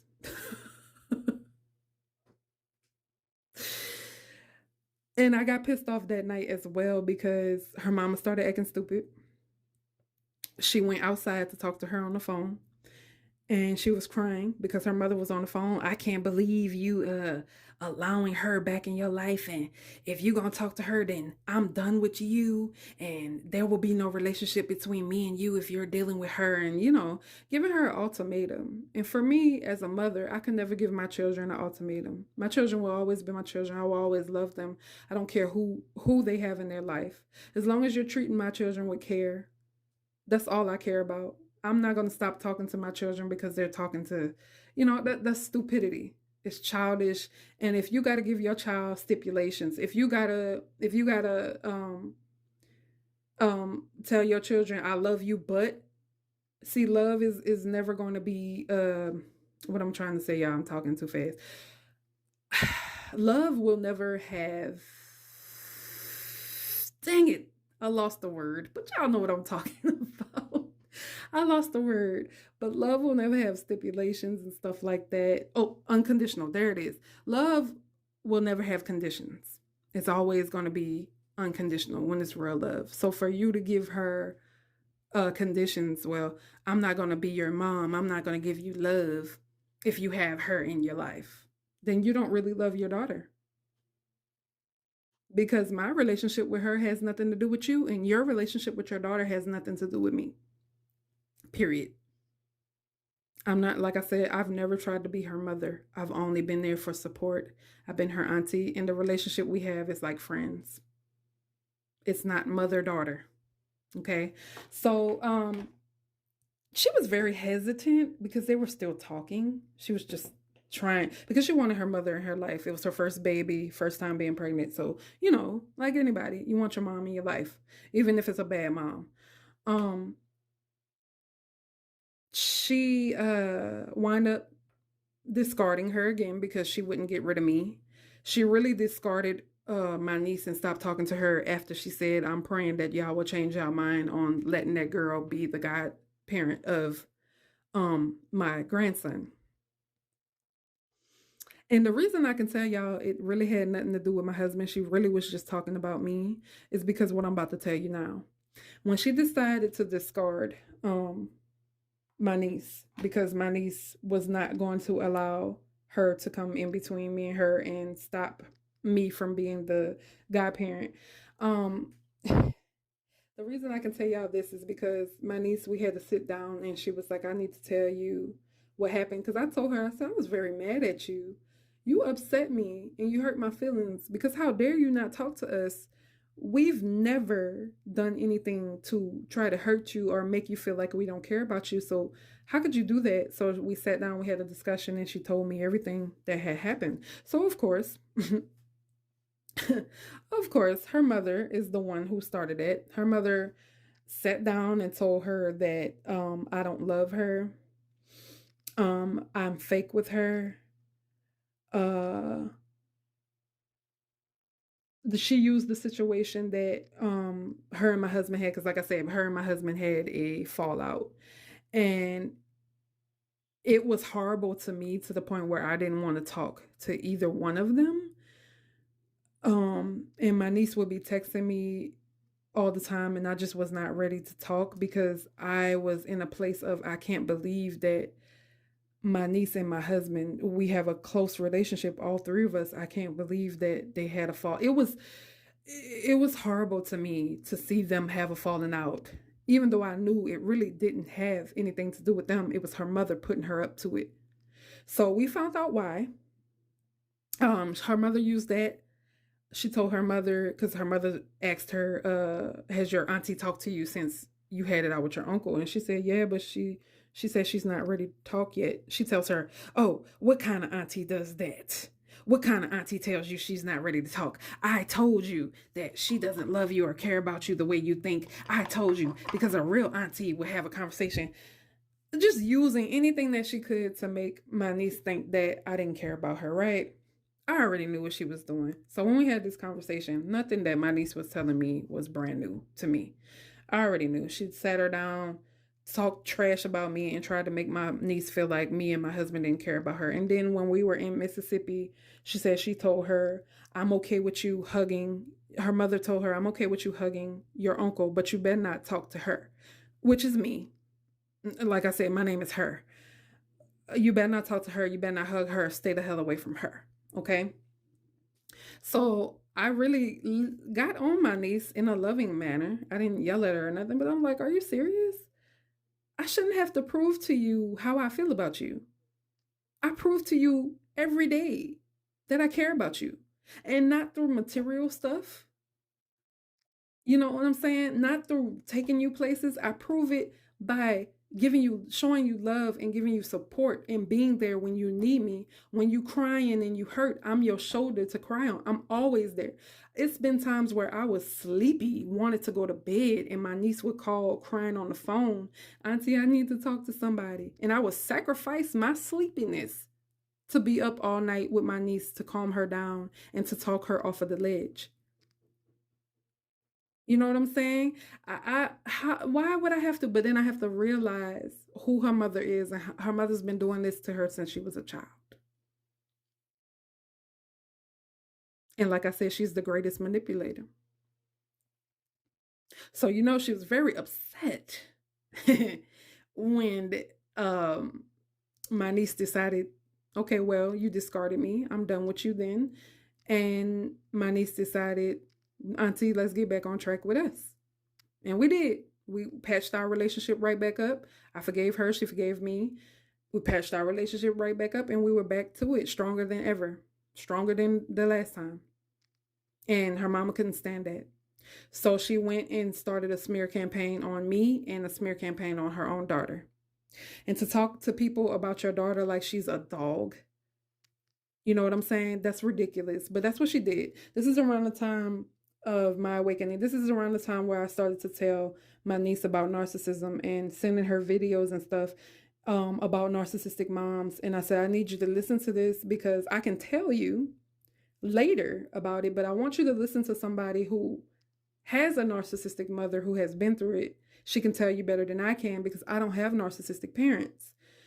Um, uh, so my niece listened to it and she texted me back and she was like, "Auntie, this is exactly who my mother is." I said, "Yeah, your mother's a narcissist, and I've been educating myself on it." Right? So, that's around the time right after that her mom wound up being pregnant, like I said, with a boy. So my in-laws discarded me, and they started a smear campaign about me as well, right along with their daughter, telling everybody that I was taking my niece away from her and stuff, which was not true. Um, I got tired of it. Um, Things happened. I wound up moving in with my mother. Like we left our house. Well, the landlord sold the house from underneath us at a very bad time, but whatever. Everything happens for a reason. I believe that God made those things happen so that I could get to the point of my awakening, and then my husband could get to the point of his awakening, so that I can be vindicated. Because I thought I would never be vindicated. I thought that nobody would ever believe me, but God has a funny way of doing things, and He knows exactly what you need, when you need it, how you need it. Trust God. That's all I can say. So, I moved in with my mom, me and my girls. My husband decided to move in with his parents, of course, because they were crying and everything. Oh, we're sick. And in his mind, he felt, that's my parents. I need to be there to take care of them because all of their other kids don't take care of them, which is true. My husband has always been very respectful of his parents, even when they have been disrespectful to him. The funny part is all their kids disrespect them, but they, stand up for them and treat them right. But then when it comes down to, sorry about that, y'all, I'm back. The baby needed something to eat. Yeah. Uh what was I saying? What was I saying? Yeah, my husband has always been respectful. His siblings have not been, not all of them, because there's a lot of them, but the main ones I'm talking about have never been respectful to his mom and dad, including the daughter-in-law that married into the family like me. She's been very disrespectful, but they give them respect, right? Those are the people that they give the respect to. Those are the people that, they give all their love to, which it ain't real love, but whatever. And they've always kicked my husband in the butt, but he's been the respectful one. He's been the one to help when they needed help. You know what I'm saying? So he decided to go live with his parents at the time. Now, at the time of my awakening, that the first part of my awakening, that pissed me off, because I'm like, you should be here with us, even though my mom was living in a 2-bedroom apartment. Is really not that much room in there. I was very mad. I was pissed. He was like, but I'm gonna get the money together, and because we had planned on buying a house. We had been saving, and we wanted to add more money to our savings so that we can get the house we wanted and not the house that we had to have. We had to pick. We wanted to have choices, so we were adding more money to that. And he was like, it's okay. I'm just gonna stay here with my parents. He was like, I don't feel that I should stay with your mom if I'm trying to save money. I don't want to be there, not giving her money. I felt like it was all excuses. I was pissed. I was like, you're making excuses. You're making excuses because you feel obligated to taking care of your parents. That's how I felt. And I was very pissed. And I was pissed all the time, about it. And I didn't want to talk about it because it was embarrassing to me, because other people was like, well, why is he not living with you? Why is he not with his family? I would get mad at people for asking me that. Not because you asked, but because it's embarrassing. You know what I'm saying? I was very embarrassed by that. I was. I didn't even want to tell my mom, because my mom was like, why isn't he here? He can come here. Because my mom knew how they treated him. She knew how they treated us. She didn't know everything, because I didn't tell her everything until I moved in with her, but she wanted him to come live with us where he would be at peace. Okay. So, I was very pissed off with him. And that's around the time I met my therapist, who she herself, this is what I say when I say, if you're going to get therapy, you're going to get any type of help, or you're going to talk to somebody, life coach, whatever, you need to talk to somebody who has experienced what you've experienced. Do not go to anyone who is a life coach, therapist, psychologist, whatever, who has no experience. I don't mean training. I don't care if they say, well, I've been trained about narcissism. No, you need someone who has had the experience. Okay, because a regular therapist who has not been through narcissism or experienced it at all will tell you that you need to chill and you need to try to make it work with these narcissistic people. They don't have the experience, so they're going to tell you the wrong things. And no, you do not need to try to make it work with narcissists. You're crazy if you do. I've tried it. It doesn't work. Okay, so if you do get some help, make sure you're going to a person who has had experience in narcissism. Okay. Either they had narcissistic relationship, they've had narcissistic parents, narcissistic in-laws like me, whatever. You need to go to somebody who can understand you and can tell you the right things to do. Okay. Not somebody who's gonna tell you that you crazy. Okay. Um, where am I getting that next? Where am I getting that next? Yeah, I was very mad. I had yes. Hold on. I'm getting a lot of messages, y'all. I do apologize. But I'm trying to talk to y'all and also make sure that people don't think I'm ignoring them. Okay. So, um I had a conversation with God at some point, and I said, God, I am throwing in the towel. I am tired. I'm mentally, physically, emotionally, I'm tired. I can't do it anymore. Now that I know about narcissism, I am done. I went no contact with my in laws before my husband did. And that was my choice. And I told him, I said, we had a conversation. I said, I'm going no contact with your parents, with all of your people. I don't deserve to be treated the way I've been treated over the years. I've tried to tell you more than once how they've treated me. They've lied to you. They've ganged up and make it seem like I'm the one with the issue. I said, I feel like you will never see it. You know, I feel like they will never show it to you, especially because you're living with them now. So they're going to hide it the best way that they can, that they've been doing it for years. I mean, um, I said, so for me, I am going no contact with your parents. And it's things that happen. It's more stuff. Like, I don't even, you who are listening don't even have the time to sit down and listen to, you know what I'm saying? If I could tell you everything they've done piece to piece to piece in every podcast, um, YouTube would have to be shut down because I'm using all the space. And that's not even possible, I don't think. But I just told him I couldn't take it anymore because it's things that happened when he moved in, when we had to separate from each other. It's things that happened that they had did, because now that we were away from each other, they felt like, oh yeah, we can really tear them apart now. She's gone. She doesn't know what we're saying to him and stuff. But it didn't work out the way that they thought it would. Because the funny part, like I said before, narcissists can't hold their mask up too long. The mask is gonna slip. It's gonna slip down that slime on their face. They're demons. There's slime oozing out their face. The mask is going to slip. Their mask started to slip while my husband was living there, and my husband started to see everything that I had told him. And I'm going to discuss that on another podcast, because that has everything to do with my husband and his awakening. It really doesn't have to do anything with my awakening, but it did vindicate me, especially the day that my husband called me, and he was like, I believe you. And I'm like, what? What are you talking about? What, you believe me? What are you talking about? Be specific. I believe everything that you've said over the years. I've seen it with my own eyes now. Ain't that funny how God works? Because I had told God I was done. I'm throwing in the towel. Okay.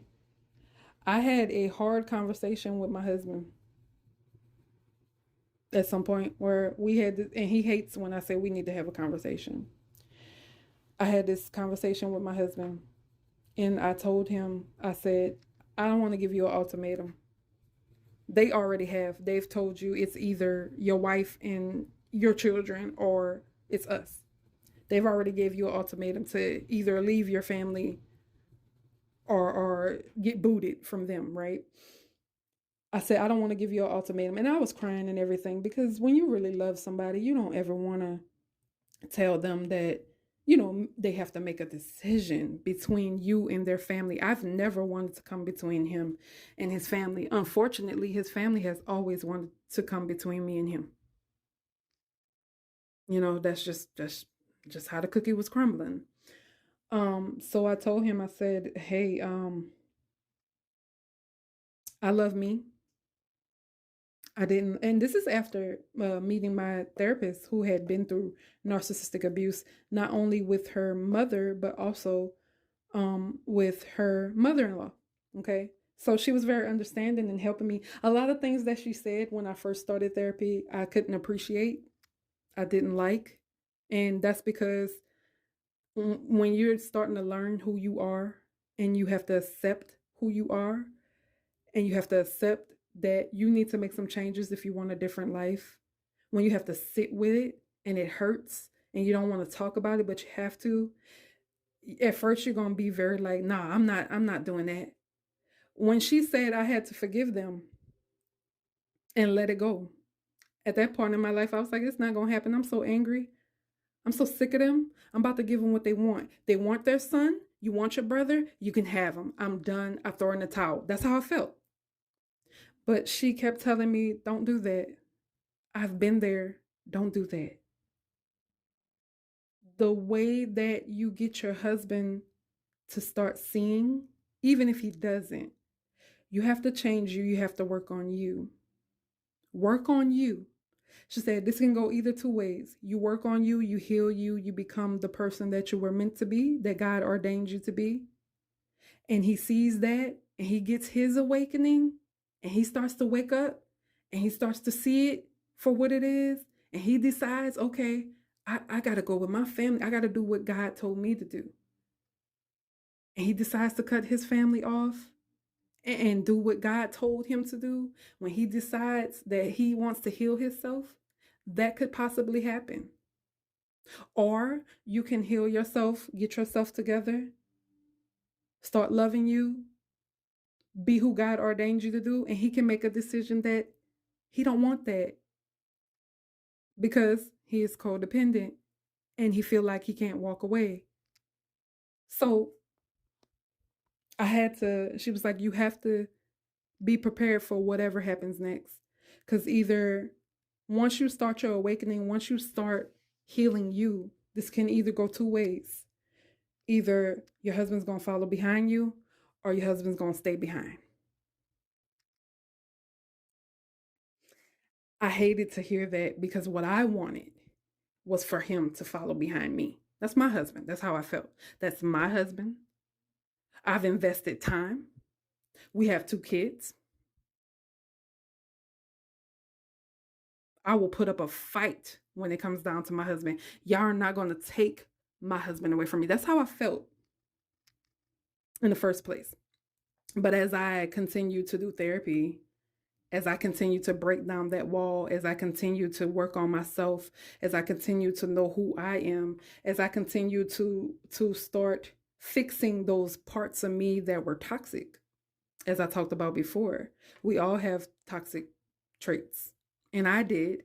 And a lot of them came after all of the abuse, right? Once I started to break down that barrier, once I bust out in tears in therapy, once it started to break down and I started to start seeing things differently and I started to become happy and I started to wear a smile on my face every day, even if it was a bad day. When I started to feel light, when I started to feel like it was Christmas time every day for me, right? And mind you, they were still doing stuff after I went no contact because they still had access to my husband, right? So they were still doing things. They were still saying things and starting things, but I didn't give them any, I didn't supply them with anything, right? I didn't respond. They wanted me to call so we can have a meeting. No, there's no meeting. I'm good. I don't want to deal with your family. So that made them even more mad because they couldn't get what they want. They felt me slipping away and they were trying to pull me back. You've done that for years. There is no more of that. This is a whole new ball game. This is a whole new person. This person, this Lee that you thought you knew, is not the same. I would bump into people that I had known, and they're like, "Oh my gosh, you look different. You're glowing. And you don't realize it until somebody says it.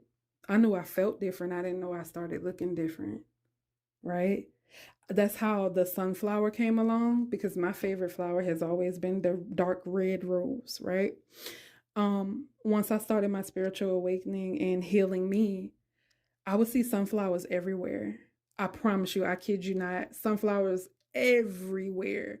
I would go on social media and a sunflower would pop up. I would walk in the store, I see a sunflower. I would go to somebody's house and there's a sunflower. Everywhere I went, I saw sunflowers. I didn't know what was happening. I told my therapist, she was like, "Yeah, your awakening is happening."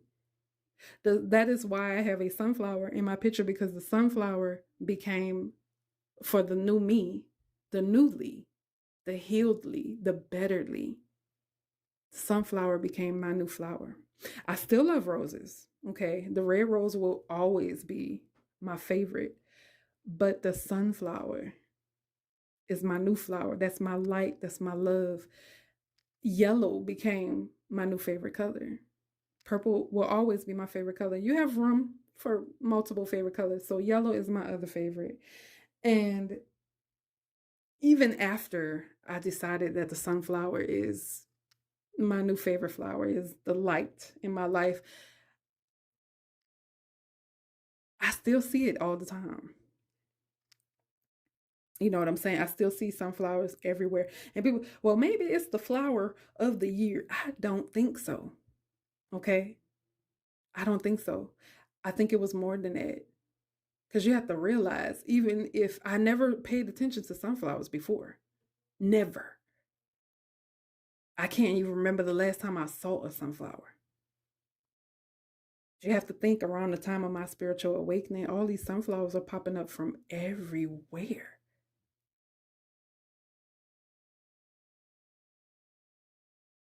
It became my new favorite flower, and it always will be. Um, so my therapist really helped me out big time. So the conversation that I had with my husband was this: I don't want to give you an ultimatum because I love you. And I was crying while I was talking. It's very hurtful. I was driving my car. I was headed to across town to my job for training. We had training, and I wanted to say this before I went to training. And I told him, I said, I don't want to give you an ultimatum, but at this point in my life, I have never loved me like I love me now. I know what I deserve and I know what I'm worth. I deserve to have people around me that love me just as much as I love them. People who are looking out for my good, people who want the best for me, not people who want evil to happen to me and bad things to happen to me. People who want to see me in jail, in the mental hospital, or 6 feet under. I deserve to have people in my life that make me smile and make me happy. I deserve to have people in my life that are honest with me. That when I do something wrong, they like, "Hey, I love you, but that was wrong. That was wrong, Lee. You ain't right." I deserve to have people that are in my corner, right? So, I said, "I love you and I will never stop." I said, "But you have to make a decision because your family wants you to leave me and your children and deal with them." And I said, "I'm giving you a choice. Whatever you do, I still love you. I have no judgment.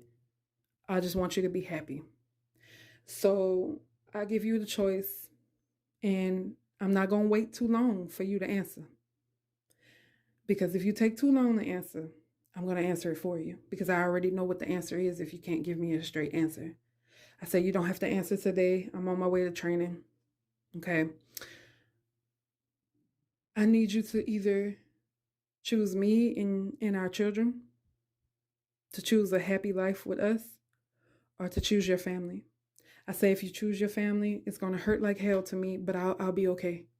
We can figure out a way to co-parent, but I'm going to give you this, and I mean this.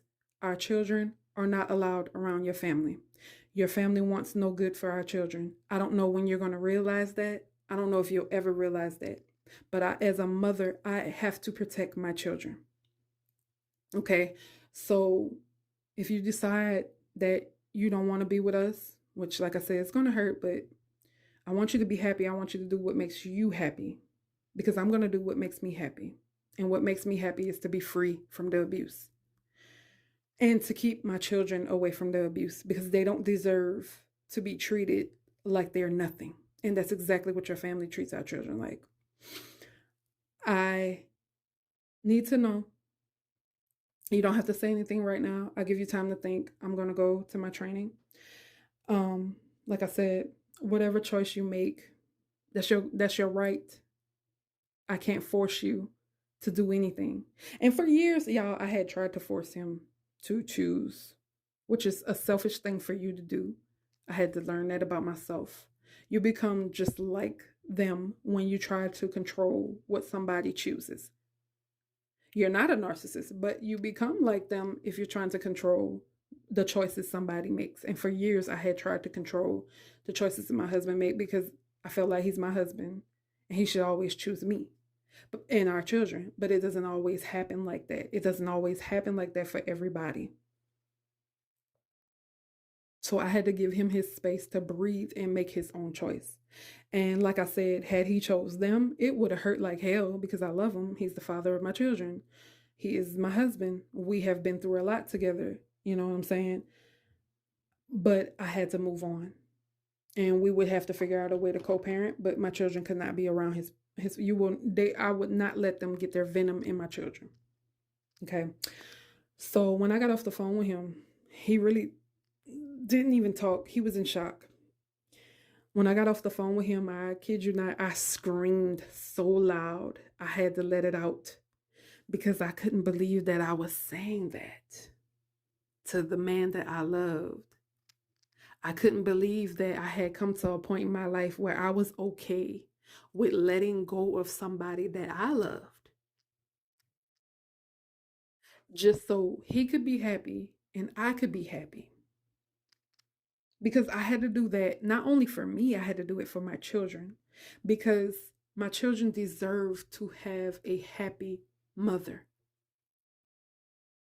They deserve to see their mother happy. They deserve to see their mother being treated the way that she should be treated. So when they get older, they know, hey, you ain't treat me right. You got to go. Okay. Because I watched my mama. My mama did not let anybody come around her that treated her like crap. So you're not going to treat me like crap. I wanted to set an example for my babies. And I knew, unfortunately, I would have to sacrifice something. You know what I'm saying? I screamed. I screamed. Oh man, I screamed. I let that scream out so loud that it hurt my stomach. It's like my rib cage was pulled back because I couldn't believe I had done it. But while I was feeling hurt and crying and I did the scream, I also felt strong. I felt strength. I felt powerful. I took my power back. I took my power back, and you can do the same.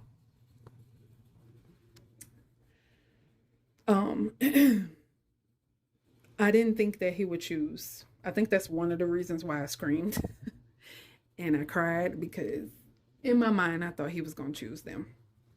You know what I'm saying? They had got away with so much over the years. I felt he was going to choose them. So it was the end of our relationship. I was thinking about getting divorce papers ready. I was like, I gotta do this, I gotta do that. Good thing we already live with my mom. It's not gonna be that hard to transition.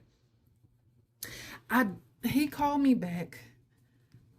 I don't remember if it was that night or the next day. It might have been the next day. And I answered the phone and my stomach sunk into my butt because I assumed that he was telling me that he chose them. And he came on the phone and he said, babe, I choose you and my kids.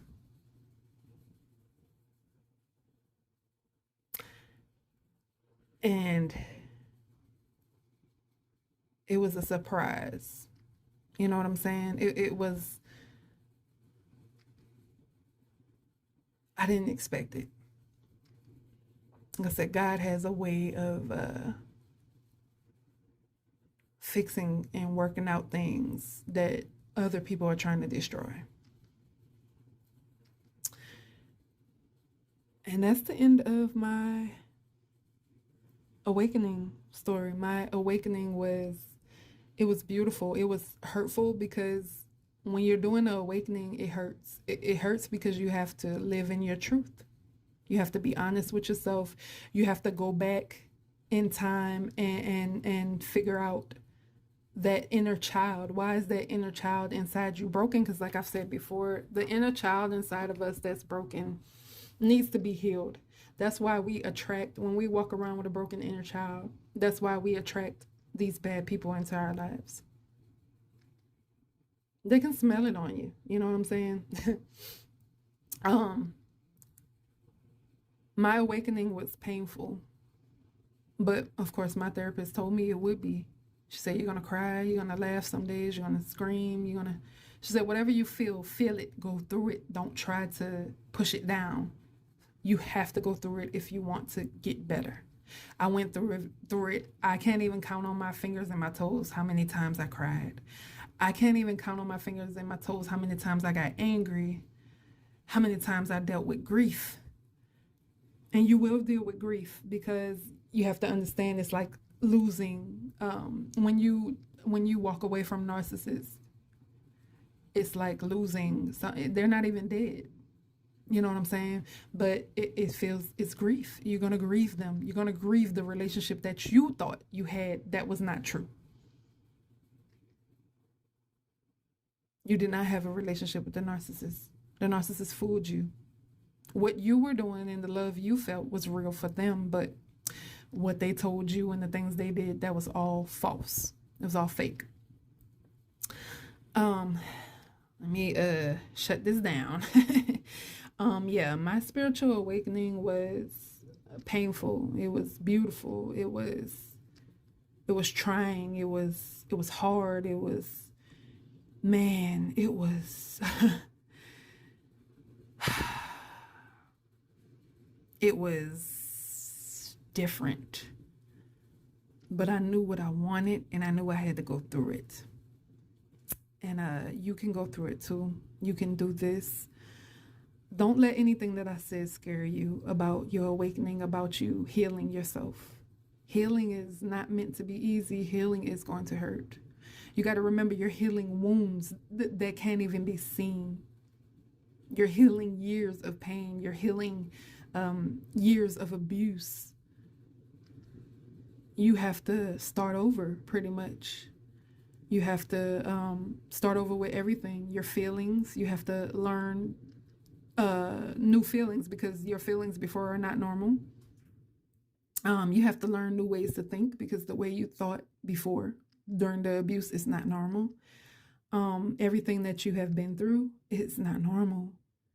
You have to like retrain yourself. You have to reparent yourself. If you had narcissistic parents, you have to reparent yourself because everything they've taught you is incorrect. If the narcissist was a pastor at your church or people in the church were narcissistic, they've taught you the wrong things. You have to retrain yourself. If you were in a relationship with a narcissist, if you were like me, a wife, and your or a husband and your in-laws were narcissistic, you have to do a lot of work on yourself. Everything that you believed about yourself that they said, you have to like you have to bleach that out of you. You know what I'm saying? You have to like drill that out of your head. You have to pour that out because it's not right. It's not true. It's not who you are. It's not who God says you are. Um it's like starting over, and it can feel like you're a child who doesn't know anything, who's coming out into the world and you don't know anything and you have to learn everything on your own. Um, I want you to know that it can be done. It's a process. I am much better than I was before. Yes, I say I'm still healing because, yes, the healing process could take a year, 2 years, 3 years, 6 years, 10 years, whatever. Your healing process is going to take however long it's going to take. But while you're going through it, you may not see it yourself, but the people around you can see the difference in you. They can see the light. They can see the love in you. They can see the happiness in you. They'll see a change. I've had people tell me, I see a difference in you. You're different. You know what I'm saying? You just have to be willing to do it. Yes, it is hard, but guess what? What's worse? I'd rather go through the healing process and deal with healing all my wounds and going through the pressure and everything that you go through while you're trying to heal than sit here freaking 1 more year, 10 more years, 20 more years dealing with the abuse. You get what I'm saying? Because then that's more abuse on you that you will have to heal whenever you do decide to do the healing process and go no contact and take back control over your life. For my ladies, please understand that it might hurt if your husband or your boyfriend chooses their family. But you also have to understand that you have to choose you. You will be okay and it won't hurt too long. You'll get better. You'll be stronger. Same thing for males, husbands that are married to narcissistic women or narcissistic in-laws. You also have to understand that yeah, it's going to hurt once you decide to walk away and heal yourself and go no contact, but you will get better. There is someone else out there for you if your spouse decides to choose. If your spouse is a narcissist, no, I'm not talking to you. I'm sorry. If your spouse is a scapegoat child like my husband, or not even a scapegoat, just they're not a narcissist. Let's put it that way. If they decide to choose,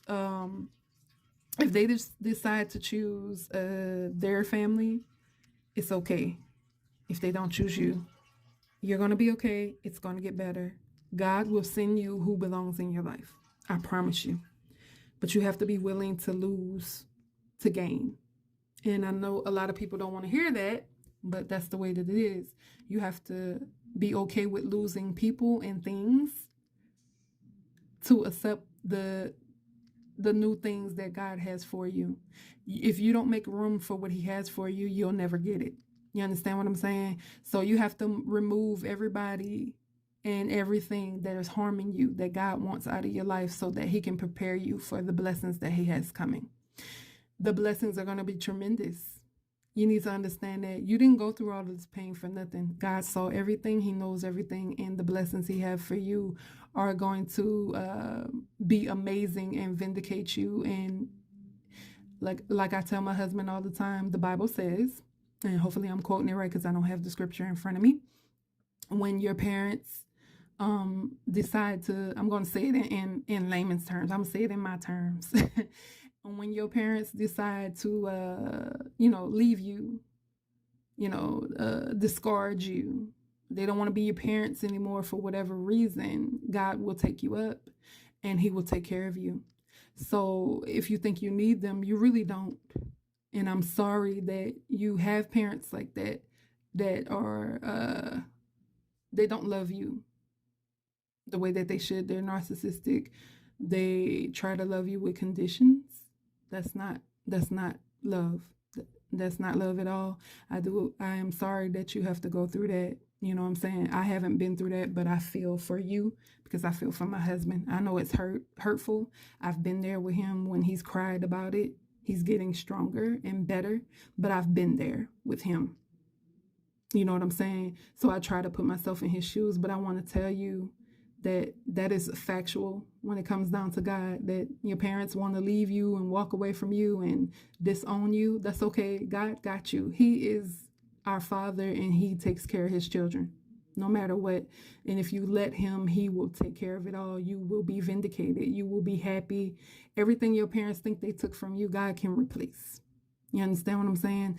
So let me stop because now it is past 2 hours of a podcast, but I just want you to understand that I'm here. I support every last one of you, not just the people who have been through what I've been through, also the people who have been through what my husband's been through, and any of you that have a different story. I support you. I understand. You are not alone. You have help. And I can tell you for a fact that you can get out of this. You can have better days. You can have happier days. You do not owe these people anything. What you owe is to yourself to live a happy life. All right, guys, I am going to let y'all go. I need to go eat something. I am starving. I've been talking for 2 hours and my mouth is dry. And my daughter's shaking her head, yes. So I'm going to go get me something to eat. Y'all go get y'all something to eat. try to mellow on what I said, because you are a child of God. You are wonderful. You are beautifully made. And it don't get no better than you. Understand who you are. Ask yourself that question when you look in the mirror. Who am I? You know what I'm saying? Until you know who you are, keep asking yourself that. I know who you are, but you have to know it for yourself. All right, I want y'all to have a beautiful and blessed day or night whenever you're listening to this. Until next time, bye.